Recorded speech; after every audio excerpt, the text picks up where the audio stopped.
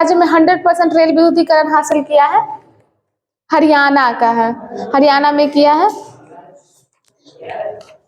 दूसरा G20 tourism working group की बैठक कहाँ हुई है? सिलीगुड़ी, सिलीगुड़ी में। और नाटो का 31वां देश, सदस्य देश फिनलैंड बना, बिल्कुल सही है। तापमान वृद्धि में जो है योगदान के मामले में कौन सा देश शीर्ष पे है? हाँ, यूएसए, अमेरिका जो है वो तापमान वृद्धि योगदान में शीर्ष पे है। देखिए, भारत और कौन सा देश जो है वो रुपये में व्यापार करने पर सहमत हुए हैं? रुपये में किया है, मलेशिया किया है। जुलाई में जो है वो मलेशिया किया था। देखिए, ऑस्ट्रेलियन ग्रैंड प्रिक्स 2023 कौन जीते थे? मैक्स वर्स्टैपेन जीते थे।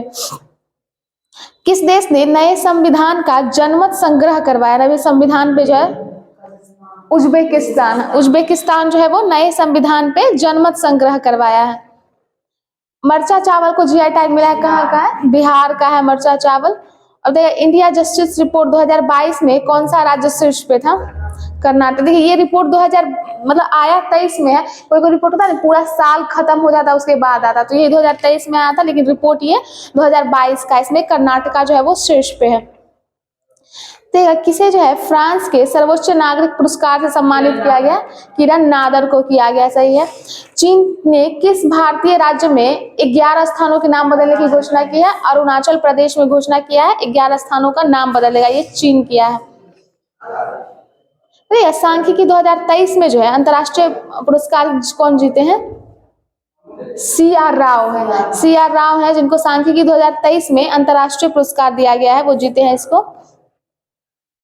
देखिए, वाइब्रेंट विलेज प्रोग्राम कहाँ लॉन्च किया गया है? कौन से राज्य में? जहाँ पे अभी 11 स्थानों का नाम बदल गया, अरुणाचल प्रदेश में। और ये जो इसका उद्घाटन कौन किए थे, लॉन्च किए थे, तो कौन किए थे ये प्रोग्राम को? अमित शाह के थे, अमित शाह के थे, गृह मंत्री अमित शाह के थे। ये भी याद रखिए कि कौन उद्घाटन करते हैं, क्योंकि अक्सर हम लोग को लगता है तो प्रधानमंत्री करेंगे या राष्ट्रपति, लेकिन विदेश में अगर कोई चीज होता है तो एस जयशंकर विदेश मंत्री, और बहुत जगह पे अमित शाह भी करते हैं किसी तरह का प्रोग्राम लॉन्चिंग होता है तो। हाँ, नितिन गडकरी का भी रहता है। तो उनके पास अभी कौन सा मंत्रालय है? सड़क में है। हाँ, बताइएगा, नागरी दुब्बाराज चावल जो इसको कहाँ का? 36 का, इसको जीआई टैग मिला है। किस राज्य में जो है भगवान हनुमान जी की 54 फीट ऊंची प्रतिमा का अनावरण किया गया? गुजरात में किया गया, ये 54 फीट है। देखिएगा, कौन सा जो देश है अमेरिका से हेल्प फायर मिसाइल और MK-54 टॉर्पीडो खरीदेगा? भारत खरीद रहा है। कौन कहाँ से, किससे खरीद रहा है? अमेरिका से खरीद रहा है, MK-54 और एक है help fire missile. Basohli painting को जीआई टैग मिला, ये कहाँ का है? जम्मू कश्मीर का है। बसोहली पेंटिंग जो है वो जम्मू कश्मीर का है। मरचा चावल बिहार का हो गया, और नागरी दुब्बाराज चावल छत्तीसगढ़ का है। 2023 के लिए जो है टाइम 100 रीडर पोल का विजेता किन्हें चुना गया है? कोई एक्टर है, शाहरुख खान को चुना गया है। और अभी ICC वर्ल्ड कप में जो है इन्हीं को क्या बनाया गया था? एम्बेसडर बनाया गया था, शाहरुख खान को बनाया गया था। देखिए, संयुक्त सैन्य अभ्यास कवच जो है वो कहाँ आयोजित किया गया? अंडमान निकोबार में इसको आयोजित किया गया था, कवच को। यूके की जो है रॉयल एयरफोर्स के वारंट ऑफिसर के रूप में किसे नियुक्त किया गया है? सब्बी सुब्रमण्यम को, सब्बी सुब्रमण्यम। किसी भी दूसरे कंट्री में अगर भारतीय मूल के कोई नियुक्त होते हैं तो वो ज्यादा इंपॉर्टेंट हो जाता है। राष्ट्रपति मुर्मू जो हैं उन्हें कहाँ पे सुखाई 30 MKI विमान में ऐतिहासिक उड़ान भरी? असम में भरे हैं। और मतलब जैसे पूछ देगा कि इसमें तो राज्य पूछा है तो असम को भी पूछेगा किस विमान से उड़ी थी, तो सुखोई 30 MKI से। अश्विनी वैष्णव जो है वो गो ग्रीन गो ऑर्गेनिक कवर जो है कहाँ जारी किए हैं? नहीं, कोई पूर्वोत्तर राज्य है, सिक्किम में। सिक्किम में हुआ है गो ग्रीन गो ऑर्गेनिक, ये जारी किया गया है, सिक्किम में हुआ हो जाता है। ऑप्शन रहेगा ना ऐसे तो ध्यान में रहेगा। थोड़ा थोड़ा एकदम हल्का सा दोनों में अंतर रहता है। ये गो ग्रीन गो ऑर्गेनिक है, ये सिक्किम में है। किस देश ने पानी के भीतर जो है परमाणु हमला करने वाला ड्रोन HAL-2 का परीक्षण किया है? एक उससे भी खतरनाक है, उत्तर कोरिया। उत्तर कोरिया वहां का कितना, वो जो शासक है वहां का कितना ज्यादा, उनको उधर नहीं आ जाता, चिंग मिंग पिंग सब एक ही जैसा रहता है। बोलेगा, किस देश के बहुराष्ट्रीय अभ्यास ओरियन में भारतीय राफेल भाग लेगा? फ्रांस में ये भाग लेगा। ये तो पहले से ही दिया हुआ था। देखो प्रवाह पोर्टल कौन लॉन्च किया है? कोई बैंक है, आरबीआई जो है वो प्रवाह पोर्टल को लॉन्च किया है। और ए हेल्प कार्यक्रम अभी शुरू किया गया था पशु संरक्षण के लिए। कौन सा राज्य शुरू किया था? उत्तराखंड शुरू किया था ए हेल्प कार्यक्रम, ये पशु संरक्षण के लिए किया था। और बताइए किस राज्य सरकार ने डेयरी किसानों का समर्थन करने के लिए संजीवनी परियोजना शुरू किया है? हिमाचल प्रदेश का, हिमाचल प्रदेश किया है ये डेयरी किसानों का समर्थन करने के लिए, हिमाचल प्रदेश किया है। और अभी जो तुलसी घाट बहाली परियोजना का शुभारंभ किया गया था, ये कौन से देश में किया गया है? जो विदेश मंत्री एस जयशंकर किए थे, युगांडा में। युगांडा में किया गया था तुलसी घाट बहाली परियोजना। तो टचलेस बायोमेट्रिक सिस्टम जो है विकसित करने के लिए जो है कौन सी आईआईटी जो है उड़ाई के साथ साझेदारी की है? बॉम्बे, आईआईटी बॉम्बे की है। जितना भी आईआईटी वाला क्वेश्चन हो सबको एक बार देख लीजिएगा। घुटना बनाया है नकली, हृदय का है, उसके बाद अभी जो बाहर कैंपस खुल रहा है कानपुर है उसका। आईआईटी तो बहुत है, बॉम्बे, रुड़की, खड़गपुर, मद्रास, दिल्ली, बहुत सारा है। 30+ ही होगा शायद, 30+ आईआईटी होगा। और यहाँ एक ये क्वेश्चन आता है कि भारत में जो है यूएनओ का कितना संगठन है? सदस्य वो हो गया ना, भारत में 26 संगठन है, याद रखिए। जैसे हम लोग WTO पढ़ते हैं ना कि यूएनए का ये एक जो WTO यूएनओ करके पढ़ते, तो यूएनओ का जो है 26 संगठन जो है वो भारत में है। ये कुछ दिन पहले तक का था, अभी भी उतना ही होगा। भारत, जापान और फ्रांस ने किस देश की आर्थिक मदद के लिए जो है साझा मंच लॉन्च किया है? श्रीलंका के लिए किया है साझा मंच लॉन्च। यहाँ पे कुछ दिन पहले फूड को लेके जो है कर दिया गया था कि बहुत कमी हो रहा था। तो भारत में सबसे ऊंची अंबेडकर जी की प्रतिमा का अनावरण किस राज्य में किया गया? तेलंगाना में किया गया है। और मेइती समुदाय ने चिराओबा चंद्र नववर्ष मनाया। ये कहाँ की समुदाय है मेइती समुदाय? मणिपुर की है। मेइती समुदाय जो है वो मणिपुर की है। ठीक है, बूजी ब्रिज का उद्घाटन कहाँ किया गया है? बूजी ब्रिज मोजाम्बिक में। अभी एस जयशंकर, मतलब एक जो ये हो गया तुलसी घाट बहाली परियोजना युगांडा, ये भी एस जयशंकर किए हैं। और ये जो बूजी ब्रिज है इसका उद्घाटन मोजाम्बिक में भी एस जयशंकर ही किए हैं। बताइए भारत गौरव पर्यटक ट्रेन को कहाँ से हरी झंडी दिखाकर रवाना किया गया है? नई दिल्ली से। और नवाचार पर ध्यान केंद्रित करने के लिए रक्षा पीएसयू के साथ जो है कौन सा आईआईटी साझेदारी किया है? ये जो हृदय बनाया था आईआईटी कानपुर का, हृदय के लिए जो आईआईटी कानपुर था। तो फेमिना मिस इंडिया 2023 का खिताब कौन जीती है? नहीं, फेमिना मिस इंडिया 2023 नंदिनी गुप्ता है। नंदिनी गुप्ता है, भारत की है। हाँ भारत की है, राजस्थान की Nandini Gupta. H3N8 bird flu से दुनिया की पहली मौत दर्ज की गई है। कौन से देश में? चीन में ये दर्ज किया गया है। देखा सुहेलेवा अभ्यारण्य जो है बाघों के लिए कौन से राज्य में है? यूपी में है। यहाँ पे मतलब ये अभी क्यों चर्चे में था? सुहेलवा अभ्यारण्य, हाँ, क्योंकि वहां बाघ का पहला फोटोग्राफर प्रमाण दर्ज किया गया है, इसीलिए फोटोग्राफ प्रमाण दर्ज किया गया, इसलिए ये भी चर्चे में था। सुहेलवा अभ्यारण्य ये उत्तर प्रदेश में बाघ के लिए है। देखिए आर्टिफिशियल इंडेक्स रिपोर्ट 2023 में शीर्ष पे कौन है? कौन सा देश होगा? अमेरिका है। आर्टिफिशियल इंटेलिजेंस में भी हमारा कंट्री भी बहुत आगे जा रहा है इसमें, आर्टिफिशियल इंटेलिजेंस में। किस देश ने जो है क्रिप्टो फर्मों को लाइसेंस देने की पहल शुरू की है? अल सल्वाडोर है। अल सल्वाडोर जो है ये क्रिप्टो करेंसी जो आजकल बहुत बढ़ रहा है, इसी को लाइसेंस देने का पहल किया है अल सल्वाडोर। तो बच्चों के लिए ऑक्सफोर्ड मलेरिया वैक्सीन को मंजूरी देने वाला पहला देश कौन बन गया है? घाना बना है। पहला देश यही बना कि बच्चों के लिए ऑक्सफोर्ड मलेरिया वैक्सीन को मंजूरी दिया है। पता है किस राज्य सरकार ने विकलांग कर्मचारियों के लिए 4% आरक्षण की घोषणा की है? ये भी कुछ दिन पहले आप आरक्षण में जब बोले थे कुछ देर पहले, महाराष्ट्र। ये महाराष्ट्र। अगर 10% ईडब्ल्यूएस वाला होगा तो वो कौन सा था? कर्नाटक था। और ये बच्चों के लिए, ठीक है, तो ये महाराष्ट्र था। क्या वो भी क्या है? बच्चों के लिए बोले, मतलब विकलांग कर्मचारियों के लिए 4% आरक्षण दिया है, ये महाराष्ट्र है। हाँ वही कर्नाटक, वो कर्नाटक है। और ये 4% आरक्षक विकलांग कर्मचारियों के लिए एवं इसमें महाराष्ट्र होगा। बताइए कौन सा देश जो है दुनिया का सबसे बड़ा नार्को स्टेट बना है? सीरिया बना है। दुनिया का सबसे बड़ा नार्को स्टेट कौन बना है? सीरिया बना है। तो 2023 को वीरता पुरस्कार पाने वाली पहली महिला आईएएफ अधिकारी कौन बन गई है? दीपिका मिश्रा है। ठीक है, दीपिका मिश्रा जो है ये पहली महिला आईएएफ अधिकारी है जिनको वीरता पुरस्कार दिया गया है। ये कोई तेजावत थी जो शहीद हो गई थी, राजस्थान की थी शायद, उनके नाम नहीं याद आ रहा उनका।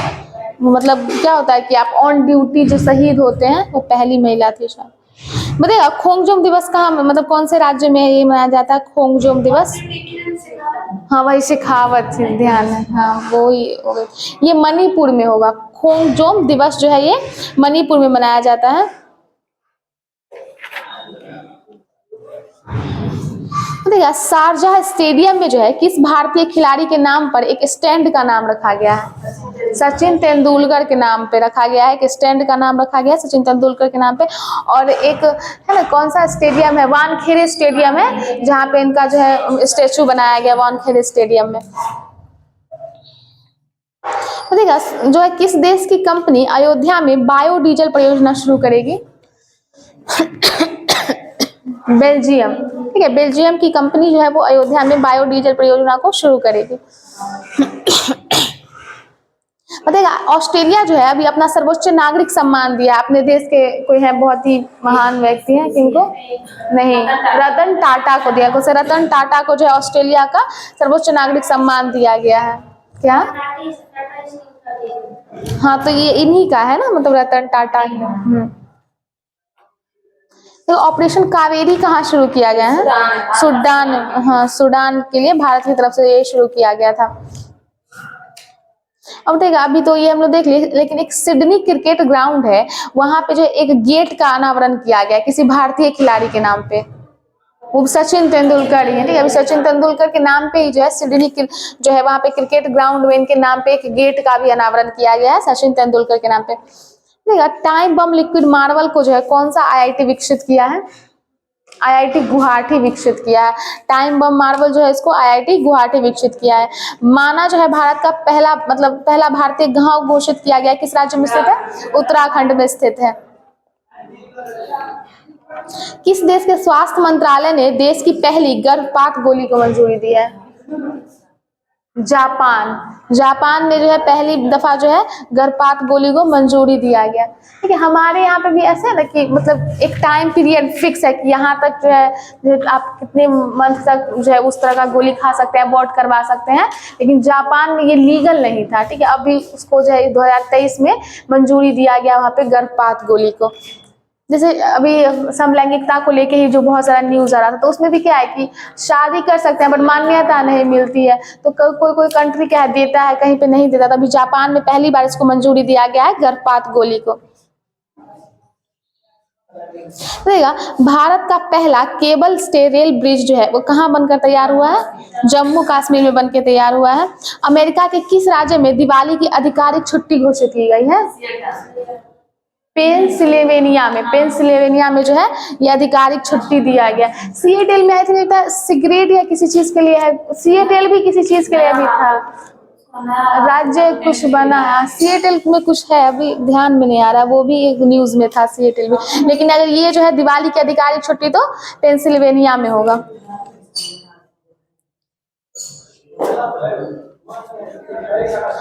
साइबर सुरक्षा कौशल कार्यक्रम कौन सा आईआईटी शुरू किया है? आईआईटी कानपुर के हृदय के लिए होगा तो आईआईटी कानपुर है। साइबर सुरक्षा कौशल कार्यक्रम आईआईटी कानपुर होगा। उसके बाद अगर टाइम बम लिक्विड मार्बल की बात करेंगे तो आईआईटी गुवाहाटी है। और एक डीआरडीओ द्वारा जो है एकेडमिक उत्कृष्टता केंद्र का उद्घाटन जो किया गया है वो कहाँ किया गया? आईआईटी हैदराबाद में। अभी आईआईटी मद्रास के बच्चे कुछ ऐसा क्या बोले जैसे बिना फ्यूल के चल सके, जापान के टेक्नोलॉजी पे कुछ बनाया है, अभी न्यूज़ में नहीं है। हाँ उस हर चीज़ में आई, वहीं के स्टूडेंट्स अभी कुछ बनाए हैं, नाम ध्यान में नहीं आ रहा है, जो जापान के मॉडल पे है। मतलब वो क्या है कि मैग्नेटिक व्यू पे चलेगा। जैसे मैग्नेट का होता है ना कि आप नॉर्थ पोल को एक साथ रखते हैं तो दोनों अपोज करता है, तो ऐसे ही वो भी मैग्नेट पे चलेगा। मतलब क्या है, जैसे कि वायुयान हवा में एकदम पूरे ऊपर चल रहा है ना, वो बीच में चलेगा, मैग्नेट पे चलेगा बिना फ्यूल के, और स्पीड उसका वायुयान से भी ज़्यादा है। भी कुछ ऐसे ही मद्रास में किया गया, लेकिन बहुत छोटे तौर पे किया गया, इसलिए न्यूज़ में नहीं था। और क्लाउड सीडिंग के लिए सफलतापूर्वक परीक्षण उड़ान आयोजित किया, ये कौन सा आईआईटी है? क्लाउड सीडिंग, ये भी आईआईटी कानपुर है क्लाउड सीडिंग के लिए।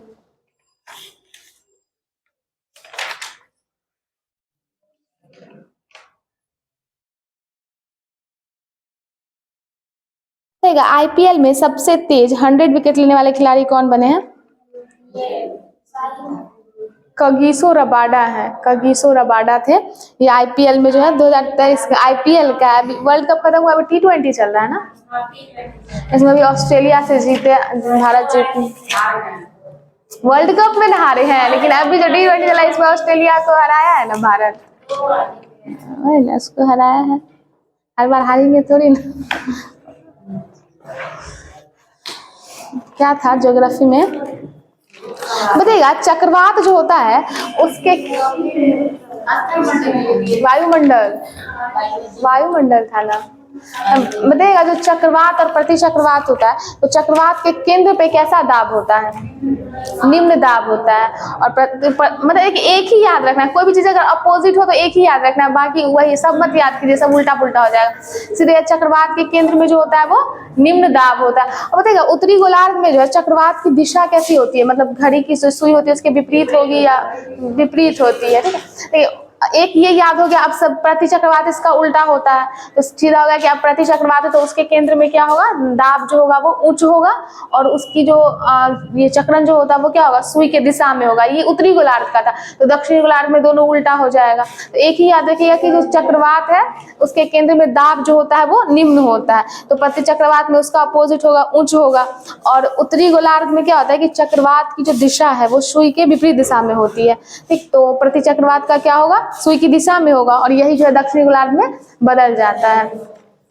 अच्छा, एक होता है स्थल समीर और एक होता है समुद्री समीर। कब कब होता है दोनों? एक दिन में एक रात में होता है ना, कौन कब होगा?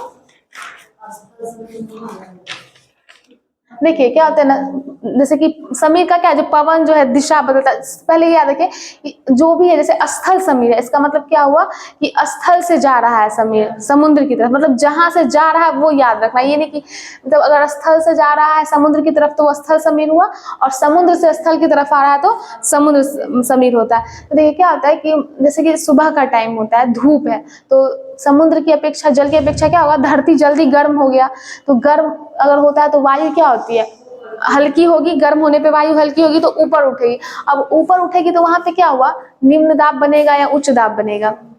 निम्न दाब बन जाता है, ठीक है। तो क्या होता है ना कि जब कोई भी चीज गर्म होता है, ठीक है, तो हवा हल्की होकर अपना स्थान बदलने लगती है, ऊपर उठने लगती है। और समुद्र समीर क्या होता है?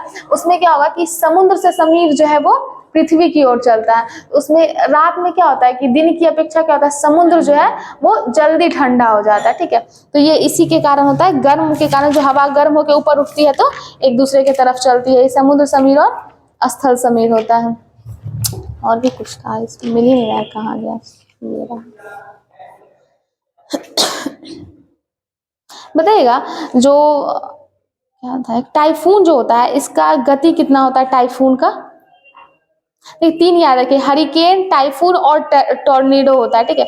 हरिकेन की गति जो है वो 121 किलोमीटर प्रति घंटा है, टाइफून का 160 किलोमीटर, और टॉर्नेडो का 325 किलोमीटर प्रति घंटा। ये तीनों याद रखिएगा। सबसे कम हरिकेन का होता है 121 किलोमीटर प्रति घंटा, टाइफून का 160 किलोमीटर प्रति घंटा, और टॉर्नेडो है इसका 325 किलोमीटर प्रति घंटा होता है। और उठने का अगर हुआ तो हरिकेन कहाँ से उठता है? अटलांटिक महासागर से, और टाइफून जो है वो प्रशांत महासागर से। ये दोनों याद रखिएगा कि कहां से उठती है, तो हरिकेन अटलांटिक महासागर से उठती है, और टाइफून जो है वो प्रशांत महासागर से उठती है। क्या हुआ? हाँ, ये देखिए, ये ना जगह होता है, जैसे ये टाइफून जो है चीन सागर में उठा तो ये पश्चिमी द्वीप समूह में चलता है। हरिकेन जो है ये पश्चिमी द्वीप समूह, और देखिए हवा वही होता है, जगह के साथ ना नाम बदलने लगता है, समझे। जैसे कि उत्तरी अक्षांश में जाएगा तो अलग नाम हो जाता है। पश्चिमी ऑस्ट्रेलिया है, ठीक है, तो वहां पे इसी को क्या बोलते हैं, विली विलीज बोलने लगते हैं। पश्चिमी ऑस्ट्रेलिया में अगर जाएंगे तो अटलांटिक महासागर में हरिकेन के नाम से जाना जाएगा। ये सब अपना स्थानीय नाम जो है वो बदलते रहता है। एक कुछ हम कल देखे थे, भूल बताइएगा। जो वाताग्र है ये क्या होता है, वाताग्र क्या होता है।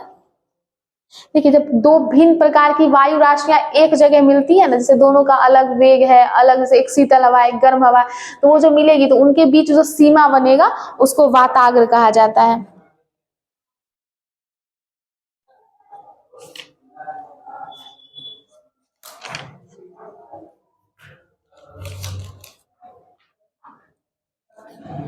बताइएगा फिर से, समुद्र समीर और स्थल समीर कब कौन कौन चलेगा, अभी बताया था।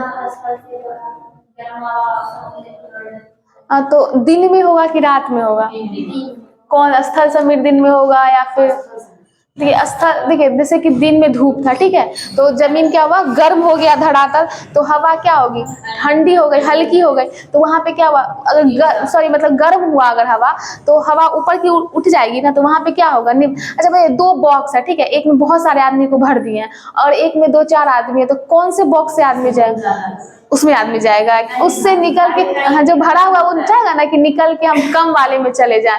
तो दाब ऐसे ही होता है, जैसे कि अगर कहीं पे ज्यादा दाब है और कम दाब है तो हमेशा हवा या कोई भी चीज है वो ज्यादा दाब से कम दाब की तरफ आती है। तो ऐसा ही है कि जब दिन का समय था, धूप हुआ, पृथ्वी गर्म हो गई, गर्म हुई तो हवा भी गर्म हुआ। अब गर्म हवा जो होता है वो हल्का होकर ऊपर की तरफ उठा, तो वहां पे क्या हुआ, निम्न दाब बन गया। तो अब जहाँ पे उच्च दाब होगा समुद्र की तरफ, जो ठंड थी, तो उच्च दाब से हवा चाहेगी ना कि हम निम्न दाब की तरफ आ जाए, तो क्या होगा, समुद्र से जो है समीर जो है पवन जो है वो पृथ्वी की तरफ आने लगेगी। तो दिन में क्या होगा, समुद्र समीर होगा, समुद्र से पृथ्वी की तरफ आई तो ये क्या होगा, समुद्र समीर। तो ये दिन में होगा क्योंकि दिन में यहाँ पे पृथ्वी पे जो है वो निम्न दाब बना था। अब ऐसे ही रात में क्या होता है कि पृथ्वी की अपेक्षा पृथ्वी जो है वो जल्दी ठंडा नहीं होगा क्योंकि गर्म हुआ था ये जल्दी, तो अभी क्या होगा कि निम्न दाब कहाँ बनेगा, समुद्र की तरफ बनेगा। तो स्थल से जो समीर है वो समुद्र की तरफ जाएगी, तो रात में जो है वो स्थल समीर बनता है और दिन में जो है वो समुद्र समीर बनता है। बताइए, चिनूक जो है वो कहाँ की हवा है, अमेरिका का है। और अगर पर्वत में पूछे तो रॉकी पर्वत श्रेणी पे, ये रॉकी पर्वत श्रेणी पे चल, क्या हुआ, क्या हेलीकॉप्टर, हाँ ये चिनूक यही था, अमेरिका के द्वारा, बोले क्या है इसमें। अब देखिएगा, हरमट्टन जो है वो कैसी हवा है, गर्म और शुष्क हवा होती है, इसी को जो है डॉक्टर हवा भी कहा जाता है। देखिए, पछुआ पवन, व्यापारिक पवन और ध्रुवीय पवन, ये तीनों कौन कौन से, जैसे कि क्या बनाते हैं हम लोग, वृत्त एक बनाते हैं ना, तो कैसे बहेगा, उपोष्ण से निम्न दाब उच्च दाब किस तरह से बहता है। देखिए इस तरह का ऐसा मैप दिया हुआ है ना, इसमें एक क्या होता है, सबसे पहले ऊपर ध्रुवीय, देखिए दोनों तरफ एक ही जैसा होता है, विषुवत रेखा के दोनों तरफ एक ही तरह का मतलब बनता है, जैसे कि नीचे अगर ध्रुवीय उच्च दाब है तो ऊपर भी ध्रुवीय उच्च दाब होगा, इस तरह से होता है। तो अगर पछुआ पवन जो होता है ना, वो होता है उपोष्ण उच्च कटिबंध से उप ध्रुवीय निम्न दाब की तरफ जाता है, उच्च दाब से निम्न दाब, ये याद रखिएगा, पछुआ पवन हमेशा उच्च दाब से निम्न दाब की ओर जाएगा। जो व्यापारिक पवन होता है वो क्या होता है, उपोष्ण उच्च दाब से विषुवतीय निम्न दाब की ओर आता है। एक मैप बना लीजिए, मतलब मैप क्या, ये जो दिया होता है फिगर, ये बना लीजिए और इसी में से एरो देके ये दब ध्यान में रहेगा। ध्रुवीय पवन जो होगा वो ध्रुवीय उच्च दाब से उप ध्रुवीय निम्न दाब की तरफ जाएगा, ये मैप से याद रहेगा, ऐसे में सब कंफ्यूजन हो जाएगा कि क्या है। इस तरह से एरो बना के रख लीजिए, इससे याद रहेगा कौन सा जो पवन है वो किस तरफ जाता है। आप लोग बुक ही क्यों नहीं रखते हैं, जो चीज पढ़ते हैं ना वहीं पे लिखिएगा तो ज्यादा ध्यान में रहेगा, दोबारा तो बुक पढ़ना है ही। हमको भी पता है, कॉपी में हम लोग कितना बार फिर पलट के देखते हैं, सो हम भी लिखते थे, तो बुक में ही लिखा कीजिए कोई चीज एक्स्ट्रा, जैसे कि अभी गुप्त साम्राज्य पढ़ रहे थे, हाँ, तो उसमें कोई एक्स्ट्रा चीज, जैसे कि हम घटनाचक्र से पढ़े तो उसमें कुछ, मेरा तो पूरा बुक में ही लिखा हुआ है तो उसको वहीं पे लिख लीजिए। देखिए कैसा दशा है, मेरा नया ही था ये, बस इसको 3 महीने हुए खरीदे हुए, ये 3 महीने पहले का ही बुक है। देखिए इसका क्या हाल किया, नया पुराना क्या होता है, बुक का अचार डालिएगा ताकि उसमें लिख नहीं सकते हैं, नहीं उतना भी नहीं चेंज करता है, फिर से नहीं, हम टॉपिक का बात करें, जैसे कोई टॉपिक पढ़ती है ना तो उसमें कोई एक्स्ट्रा इन्फॉर्मेशन होता है या सेट बनाती है उसमें कुछ एक्स्ट्रा मिलता है, तो उसको बुक में ही लिख लिया कीजिए जो टॉपिक है वहाँ पे, उसको फिर से पढ़िएगा तो ध्यान में रहेगा। बताइएगा विश्व में सबसे अधिक वार्षिक तापांतर जो होता है वो कहाँ पे होता है? साइबेरिया में स्थित जो बायोखांक्स नामक स्थान है वहां पे। और ये कितना होता है? नहीं, ये तापांतर है। देखिए ताप में और तापान, हाँ मतलब इसके दिन और रात के टेम्परेचर में सबसे ज्यादा जो अंतर होगा यहाँ पे होगा। तापांतर अलग है, ताप अधिक और कम होना ये अलग है। तो ये तापांतर जो होता है वो 65, बंद ही कर दीजिएगा इसको बंद ही कर दीजिएगा, 65.5 डिग्री सेल्सियस होता है। नहीं, इसमें ध्यान नहीं। ये कितना होगा? 65.5 डिग्री सेल्सियस होगा। बताइएगा विश्वतरेखीय महासागर जो होता है उसमें तापमान कितना होता है? 27 डिग्री सेल्सियस से अधिक होगा। 97 नंबर पेज पे जाइए, उसी में होगा। ये भी तो न्यू वाला ही है, मिला न्यू। कितने नंबर पेज पे है? देखिए वही बुक है ना, 3 ही में लिखा बुक है। बताइएगा फ्रियोजेम जो है वो कहाँ की हवा है? ब्राजील की। और कैसी हवा है? शीतल या गर्म हवा होगी? शीतल हवा है ये। देखिए कुछ लोग कहते हैं कि मतलब रट्टा मारने से नहीं होता है, थ्योरी होता है, लेकिन हर चीज आप थ्योरी से भी नहीं पढ़ सकते। जैसे चक्रवात है, भूकंप है, इन सब चीज को पढ़, हाँ शीतल हवा है। कुछ चीज याद ही करना पड़ता है। अभी हम लोग मेडिकल का प्रिपरेशन तो कर नहीं रहे कि इतने डीप में पढ़ेंगे, फिर पता चलेगा आप एक ही टॉपिक में रहेंगे पढ़ते पढ़ते, इसमें बहुत कुछ पढ़ना होता है।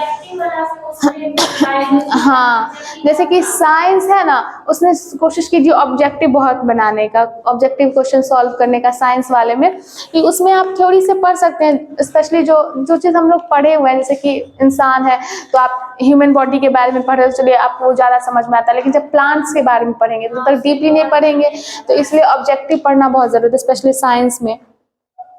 बताइएगा मेस्ट्रल जो है वो कहाँ की हवा है?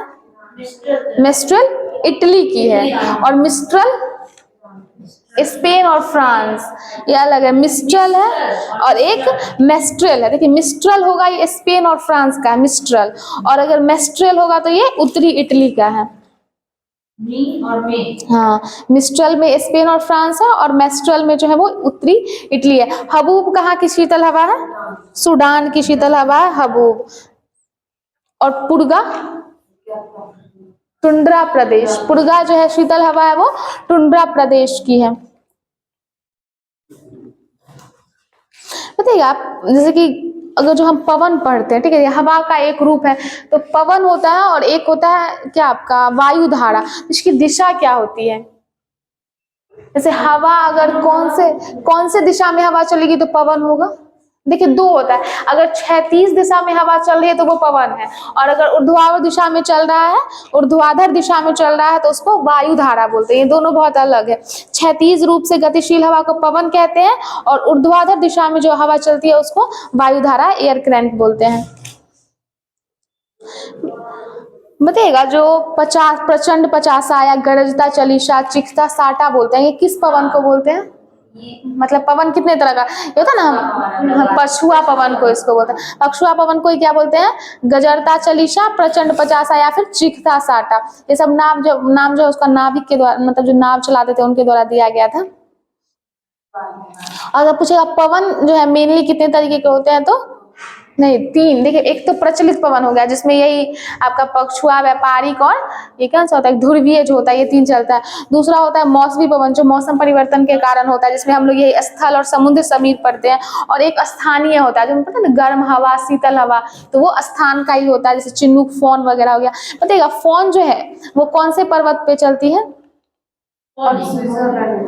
आल्पस पर्वत, आल्पस पर्वत पे। और कैसी है क्या? फोन आल्पस पर्वत पे है, हाँ फोन है। और ये कैसी हवा है? गर्म और शुष्क हवा होती है। स्विट्जरलैंड में सबसे ज्यादा प्रभाव छोड़ती है, सही बोल रहे थे, बस पर्वत में आल्पस पर्वत होता है। अंगूर पकाने के लिए अंगूर जो होता है, नहीं वो नहीं होगा, मे बी हाँ हो सकता है। स्विट्जरलैंड वगैरह में खट्टे चीजों का ज्यादा किया जाता है, जैसे हमको हाँ वो हम फोन से जल्दी पक जाता है। हाँ ध्यान में आया। बताइएगा जो बादल होते हैं तो ये कितने तरीके के होंगे? 3 होते हैं। 4। पक्षाभ, कपासी, स्तरी और वर्षा बादल होता है। देखिए जो पक्षाभ बादल होते हैं उनकी ऊंचाई कितनी होती है? 8,000 से 12,000, ठीक है, 8,000 से 12,000 मीटर की ऊंचाई पे जो होते हैं वो पक्षाभ बादल होते हैं। उसके बाद होता है कपासी बादल, ये कितने कितने से होंगे? 4,000 से 7,000 मीटर तक होते हैं। फिर स्तरी बादल होते हैं जिनका 2-3 किलोमीटर तक होता है। और उसके बाद वर्षा बादल। तो इसमें पूछेगा कि गुंबदाकार आकार कौन से बादल का होता है, तो शीर्ष जो होता है गुंबद की तरह होता है ये कपाशी बादल का, ठीक है। कपाशी बादल जो होते हैं इनका जो शीर्ष होता है वो गुंबदाकार होता है। इसमें ऊंचाई पूछेगा और ये कपाशी बादल में पूछता है कि शीर्ष कैसा होता है, तो गुंबदनुमा होता है कपाशी बादल का। और बताइए आप पक्षाभ बादल जो होते हैं वो कैसे रंग के होते हैं? सफेद। पक्षाभ बादल जो होते हैं वो सफेद रंग के होते हैं। और वर्षा बादल कैसा होगा? काला होगा, क्योंकि बारिश होती है जिस बादल से वो काला होता है। हाँ वही होता है पक्षाभ का। बताइएगा बादलों की दिशा एवं गति को मापने वाला यंत्र क्या कहलाता है? नेफोस्कोप होता है। और वर्षा कितने तरीके की होती है? 3। कौन कौन सा होगा? संवहनीय वर्षा, पर्वतक्रीय और चक्रवाती वर्षा। जब देखिएगा जो चक्रवात और प्रति चक्रवात होता है तो मौसम साफ किसमें होगा? चक्रवात में या प्रति चक्रवात में? प्रति चक्रवात जो होता है उसमें मौसम साफ होता है। और चक्रवात होती है उसमें क्या होती है कि हवा ऊपर जाएगा ठंडी होने के कारण, तो ठंडा बादल ही जो होता है, जो बादल बनता है ना, तो चक्रवात में बारिश होगी और प्रति चक्रवात में मौसम साफ रहता है।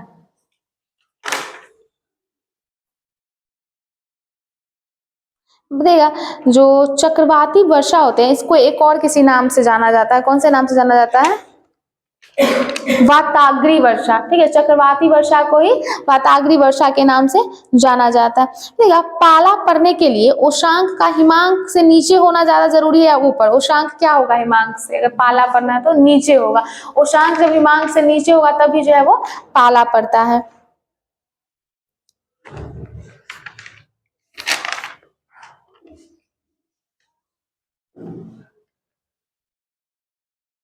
गेहूं में प्रथम स्थान पे कौन सा है देश? चीन होगा। गेहूं में चीन होता है। देखिएगा कोरियोलिसिस प्रभाव जो है इसका वर्णन जो है सबसे पहले कब किया गया था? कोरियोलिसिस प्रभाव का 1844 में, ठीक है। 1844 में जो सबसे पहले कोरियोलिसिस प्रभाव का वर्णन किया गया था।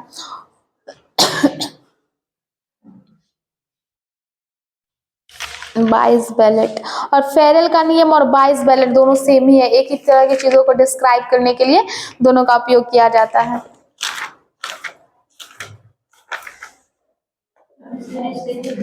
क्या मिसलेनियस का? ओके आप कहते हैं तुम पूछ लेते हैं।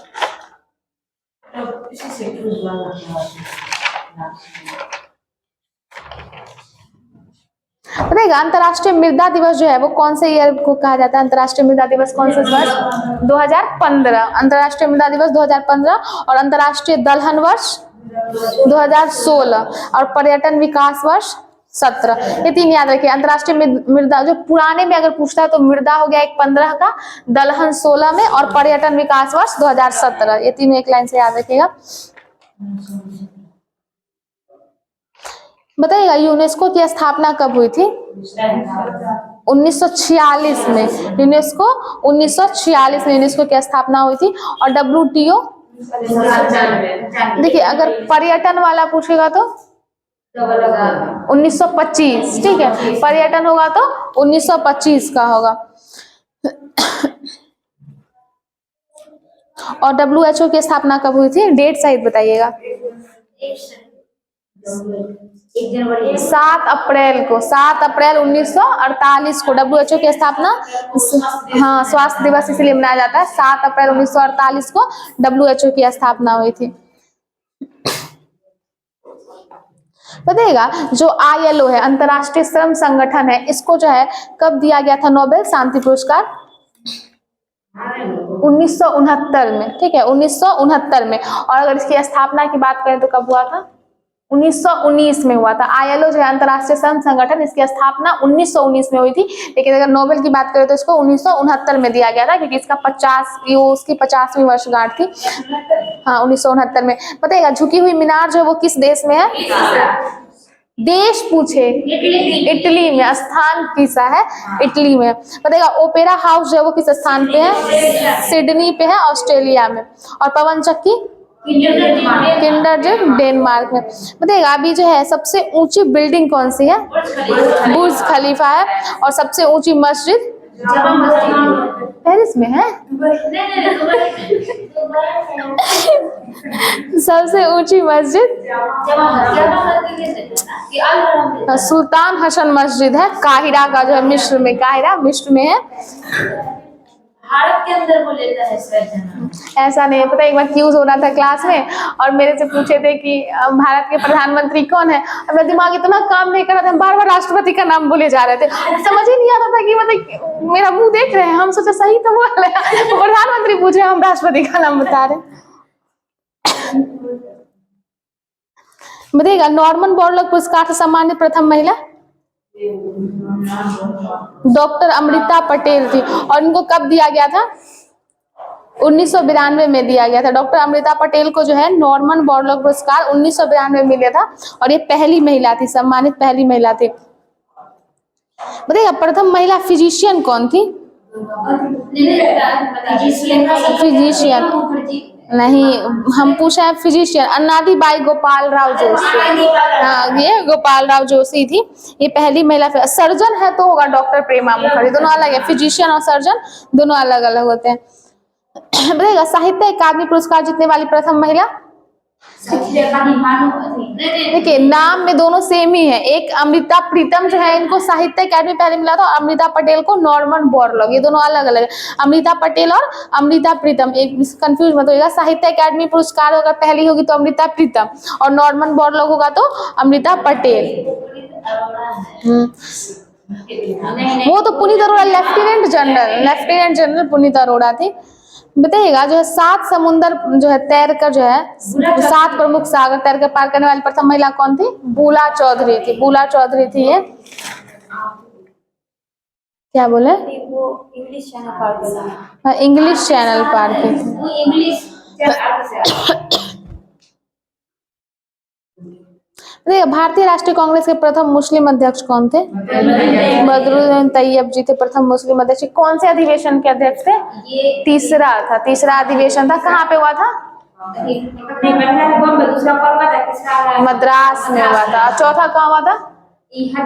इलाहाबाद में। चौथा इलाहाबाद में हुआ था। 1885 28 दिसंबर 1885 को राष्ट्रीय कांग्रेस का। बताइएगा भारत में प्रथम नोबेल पुरस्कार विजेता वैज्ञानिक तो कौन थे भारत के? सीवी रमन थे। और किन के लिए इनको नोबेल दिया गया था? कौन सा सब्जेक्ट के लिए? हाँ, भौतिकी के लिए दिया गया था। भौतिकी के लिए दिया था 1930 में। उनको मिला था जिसपे जो 28 फरवरी को विज्ञान दिवस मनाया गया। सीवी रमन ही 28 फरवरी इन्हीं का है। बताइएगा अंटार्कटिका पहुंचने वाली प्रथम महिला कौन थी? मेहर मूसा थी। वो तो 7 प्रमुख सागर पार करेगी तो बूला चौधरी। बताइए इंग्लिश चैनल पार करने वाली प्रथम भारतीय महिला आरती साहा। अच्छा उसका नाम क्या था? गटरूड एड्रेस का क्या? गटरूड एड्रेस है। क्या बोल रहे हैं? गटरूड एड्रेस वीमेन इसका ये कोई नहीं कुछ चैनल वगैरह पार अभी न्यूली करंट में नहीं पता, ध्यान नहीं, अभी पढ़े भी नहीं नया वाला करंट। अरे थी में है, यही में है। इसी का कोई रिकॉर्ड बनाई होगी फिर से। बताइएगा डब्ल्यूटीओ में जो है अगर व्यापार वाले का पूछे तो कब हुआ था स्थापना वर्ल्ड ट्रेड ऑर्गेनाइजेशन का? ये 1995 1 जनवरी 1995 को हुआ था। नाटो की स्थापना कब हुई थी? नाटो 1949 में। नाटो की स्थापना 1949 में हुई थी। और एशियाई विकास बैंक एडीबी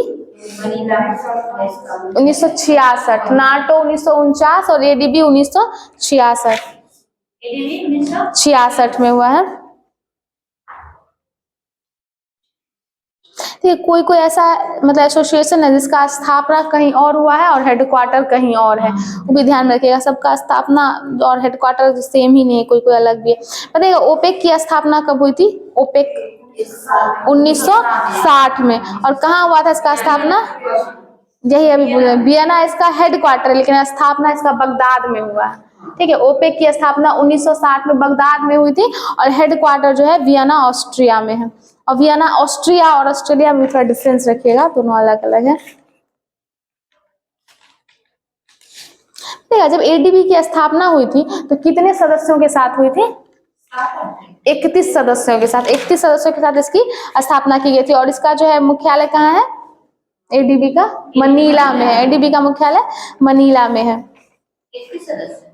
हाँ, जब स्थापना, बहुत बार पूछता है कि स्थापना कितने सदस्यों के साथ हुई थी, हाँ तो 31 सदस्यों के साथ हुई थी। ओलंपिक में भी था, बताइएगा ओलंपिक में जो है भारत का मतलब कौन से, सॉरी ओलंपिक बोल रहे हैं, जो राष्ट्रमंडल खेल होता है, तो भारत कौन से राष्ट्रमंडल खेल में पहली बार भाग लिया था? राष्ट्रमंडल खेल में पूछ रहे हैं, दूसरे राष्ट्रमंडल खेल में। ठीक है, दूसरा राष्ट्रमंडल खेल हुआ था, उसमें जो है 1934 में जो हुआ था लंदन में, उसमें भारत पहली बार भाग लिया था। तो पूछेगा राष्ट्रमंडल खेल में भारत सबसे पहली बार 1934 में भाग लिया था, जो लंदन में हुआ था, ये दूसरा राष्ट्रमंडल खेल था। अब देखिए जो है पहला जो है राष्ट्रमंडल खेल जो है ये कब हुआ, मतलब कितने, कौन से वर्ष में हुआ था? 1930 में, 1930 में। ठीक है, हाँ 1930 में हुआ था और दूसरा 1934 में हुआ था। भारत में नई कंप्यूटर नीति की घोषणा जो है वो कब की गई थी? 1984 में। 1984 में किया था। और क्रांति की बात करेंगे तो 1960 में। न्यू कंप्यूटर नीति की घोषणा 1984 और कंप्यूटर के क्षेत्र में महान क्रांति 1960 में हुआ था। और प्रथम जो आधुनिक कंप्यूटर की खोज कब हुई थी?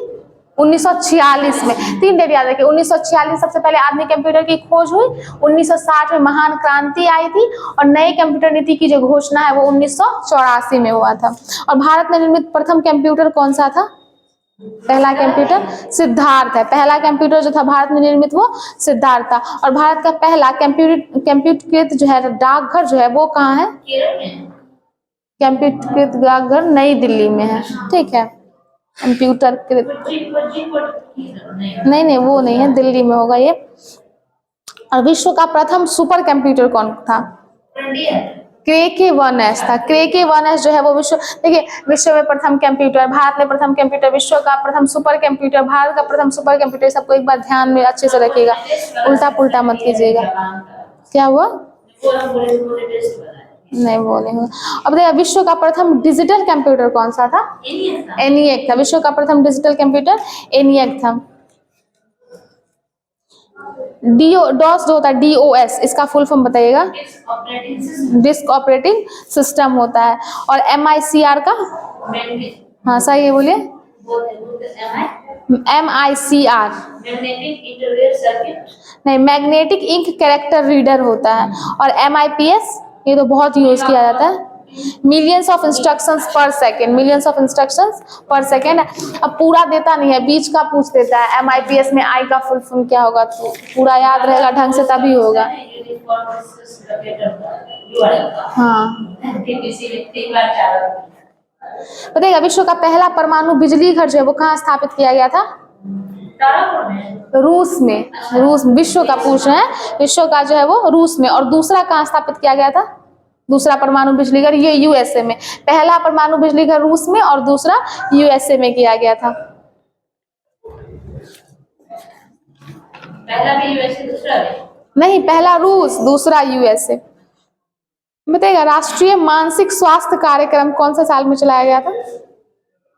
1982 में। 1982 में आया था राष्ट्रीय मानसिक स्वास्थ्य कार्यक्रम। उसी के जो है 10 वर्ष बाद एड्स नियंत्रण कार्यक्रम चलाया गया था। 1982 में जो है मानसिक स्वास्थ्य कार्यक्रम आया, उसी के 10 वर्ष बाद एड्स नियंत्रण कार्यक्रम 1992 में चलाया गया था। वंदे मातरम योजना की शुरुआत 2004 में, 2004 में हुआ था। सही है।